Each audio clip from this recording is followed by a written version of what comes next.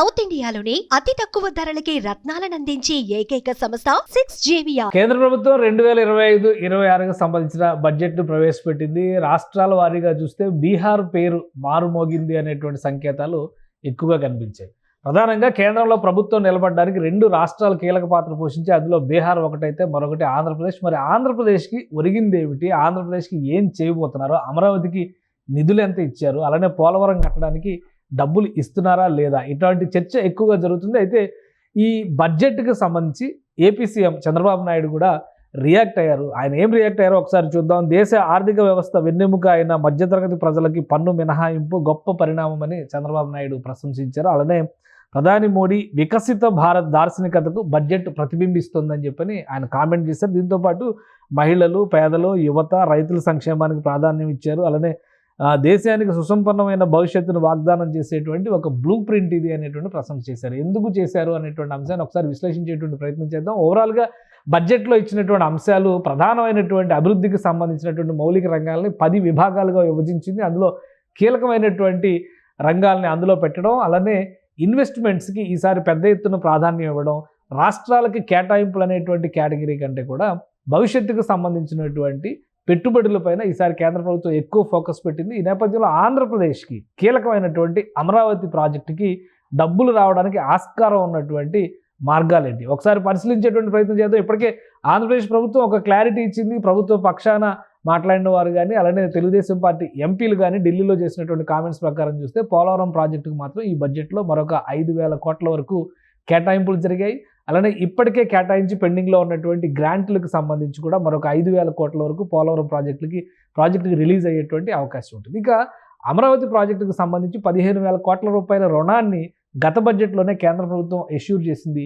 ఈ బడ్జెట్కి సంబంధించినటువంటి ఖర్చులు లెక్క పత్రం చూపించాల్సినటువంటి పరిస్థితి ఇప్పుడు ఉంది. అలానే రాష్ట్ర ప్రభుత్వం సిఆర్డీఏ పరిధిలో పనులు శరవేగంగా ముందుకు తీసుకెళ్లే ప్రయత్నాలు జరుగుతున్న నేపథ్యంలో గత బడ్జెట్ తాలూకు లెక్కలు మార్చి 31వ తేదీ 2025 వరకు ఎగ్జిస్టెన్స్లో ఉంటాయి. కాబట్టి కొత్తగా చేపట్టినటువంటి పనులపైన ఏపీ సర్కార్ మరింత ఫోకస్ పెట్టింది. దీంతోపాటు కేంద్రం ఇచ్చినటువంటి ఎష్యూరెన్సెస్లో ఉన్న స్కీమ్స్, ఆ ప్రపోజల్స్లో ఏమేమి మనకి ఆంధ్రప్రదేశ్కి వచ్చేటువంటి అవకాశం ఉందో ఒకసారి చూద్దాం. డెవలప్మెంట్ మెజర్స్ అనేటువంటి పేజ్ ఇందులో క్లియర్గా క్రియేట్ చేసింది సెంట్రల్ గవర్నమెంట్ బడ్జెట్ కాపీలో ఉన్నటువంటి పేజ్ ఇది. ఇందులో డెవలప్మెంట్ మెజర్స్ ఫోకసింగ్ ఆన్ గరీబ్ యూత్, అన్నదాత, నారీ అనేటువంటి దాని కింద వివిధ రంగాల్లో పెట్టబోయేటువంటి పెట్టుబడులు, ఆ పెట్టుబడులకు సంబంధించినటువంటి అంశాలు కూడా మనం ఒకసారి చూస్తే investing in people, economy and innovation, ఈ 3 అంశాలని ప్రాథమిక సూత్రాలుగా తీసుకుంది కేంద్ర బడ్జెట్. అందులో భాగంగా support to states for infrastructure, దీనికి సంబంధించి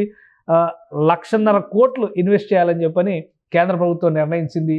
దాంతోపాటు 50 సంవత్సరాలకి ఇంట్రెస్ట్ ఫ్రీ లోన్స్ రాష్ట్రాలకి ఇవ్వబోతుంది. అంటే వడ్డీ రహిత రుణాలని కేంద్ర ప్రభుత్వమే ఇవ్వబోతుంది.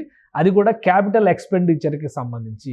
ఆంధ్రప్రదేశ్లో నడుస్తున్నటువంటి అనేక ప్రాజెక్టులు ఇప్పుడు క్యాపిటల్ ఎక్స్పెండిచర్ కేటగిరీ కిందకు వచ్చాయి. అమరావతి ప్రాజెక్టుతో సహా ఇది క్యాపిటల్ ఎక్స్పెండిచర్ కిందకు వస్తుంది. కాబట్టి ఈ ప్రాజెక్టుకి కావాల్సినటువంటి సహాయాన్ని కేంద్ర ప్రభుత్వం నుంచి రాష్ట్ర ప్రభుత్వం పొందడానికి పుష్కలంగా అవకాశాలు ఉన్నాయి ఈ స్కీమ్ కింద. గతంలో కూడా చంద్రబాబు నాయుడు అడ్మినిస్ట్రేషన్ యాక్టివిటీని కనుక మనం గమనించి చూస్తే కేంద్ర స్పాన్సర్డ్ స్కీమ్స్లో రాష్ట్రాలకు వచ్చేటువంటి వాటాలో మిగతా రాష్ట్రాల కంటే పోటీపడి ఎక్కువ వాటాలు తీసుకురావడంలో చంద్రబాబు నాయుడు ప్రభుత్వం గతంలో కూడా సక్సెస్ అయింది. ఇప్పుడు అదే తరహాలో ఏపీలో అమలు కాబోతున్నటువంటి స్కీమ్స్ పైన ఫోకస్ పెట్టేటువంటి అవకాశం స్పష్టంగా కనిపిస్తుంది. సో ఇంకొక అంశాన్ని మనం ఇక్కడ పరిశీలించి చూద్దాం. ఇదే కేటగిరీలో మరికొన్ని విషయాలు. జల్ జీవన్ మిషన్కి సంబంధించి ఇప్పటికే 25,000 కోట్ల రూపాయల ప్రతిపాదనని రాష్ట్ర ప్రభుత్వం సిద్ధం చేసింది ఆంధ్రప్రదేశ్ ప్రభుత్వం. సో ఇక్కడ డబ్బులు తీసుకోవడానికి అవకాశం ఉంది. ఇక పవర్ సెక్టర్ రిఫార్మ్స్కి సంబంధించి జిఎస్డిపిలో 0.5% ఇక్కడ రేషియో సంపాదించాలంటే ఇన్ఫ్రాస్ట్రక్చర్ స్టేట్ ట్రాన్స్మిషన్ అంటే అడిషనల్ బారోయింగ్స్ 0.5% జిఎస్డిపి కంటే ఇవ్వాలనేటువంటి నిర్ణయం తీసుకొచ్చింది. పవర్ సెక్టర్ రిఫార్మ్స్కి సంబంధించి ఆంధ్రప్రదేశ్ 10 లక్షల కోట్ల ఇన్వెస్ట్మెంట్స్ సేకరించాలనేటువంటి ఆలోచన చేస్తోంది. కాబట్టి ఒక క్లారిటీతో రాష్ట్ర ప్రభుత్వం ఇక్కడ డబ్బులు తీసుకోవడానికి, ఇన్వెస్ట్మెంట్స్ని ఆహ్వానించడానికి అవకాశం ఉంటుంది. దీంతోపాటు అసెట్ మానిటైజేషన్ స్కీమ్ అనేది ఇది కేంద్ర ప్రభుత్వానికి సంబంధించిన అంశం. ఇక మరొక ముఖ్యమైనది అర్బన్ ఛాలెంజ్ ఫండ్, ఇది కూడా చాలా ముఖ్యమైనది. 1,00,000 కోట్ల రూపాయలని కేంద్ర ప్రభుత్వం ఈ ఫండ్ కింద సిటీస్ యాజ్ గ్రోత్ హబ్స్, అలానే creative redevelopment of cities and water and sanitisation, ఈ 3 అంశాల కింద వచ్చేటువంటి డబ్బులు కేటాయించడానికి ఈ ఫండ్ కింద కేటాయించేటువంటి అవకాశం ఉంటుంది.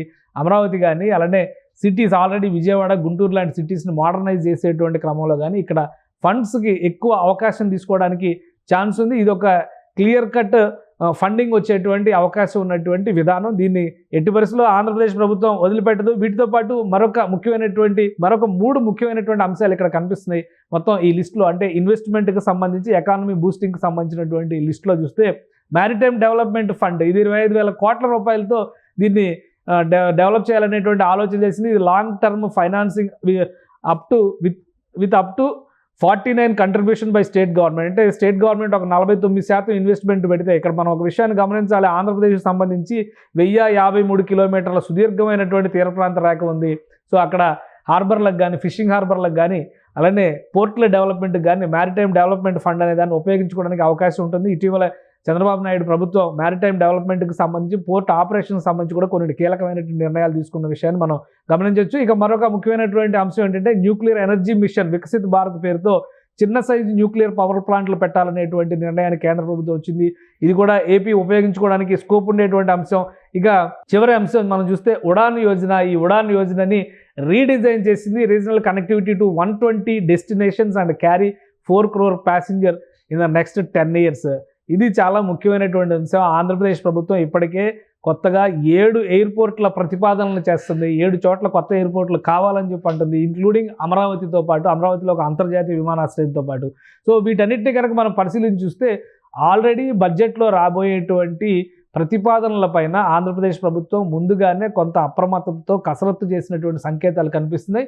కేంద్ర ప్రభుత్వం ఇస్తున్నటువంటి ఈ ఇన్వెస్ట్మెంట్స్ మెజర్స్ కింద ఖచ్చితంగా ఏపీ సర్కార్ పెద్ద ఎత్తున ఈ స్కీమ్స్ నుంచి ఫండ్స్ రైజ్ చేసేటువంటి స్కోప్ ఉన్నట్టుగానే సంకేతాలు కనిపిస్తున్నాయి. అమరావతికి కావాల్సినటువంటి ఇన్ఫ్రాస్ట్రక్చర్ డెవలప్మెంట్, అంటే ఎమ్యూనిటీస్ అండ్ ఇన్ఫ్రాస్ట్రక్చర్కి సంబంధించినటువంటి ప్రతిపాదనలు ఇందులో ఉన్నాయి కాబట్టి ఈ స్కీమ్స్ నుంచి మరింతగా అమరావతి నిర్మాణానికి కావాల్సినటువంటి ఫండ్స్ని సేకరించే అవకాశాలు అయితే కనిపిస్తున్నాయి. సుమన్ టీవీలో మీ పర్సనల్ అండ్ బిజినెస్ ప్రమోషన్స్ కోసం కింది నెంబర్కి కాంటాక్ట్ చేయండి.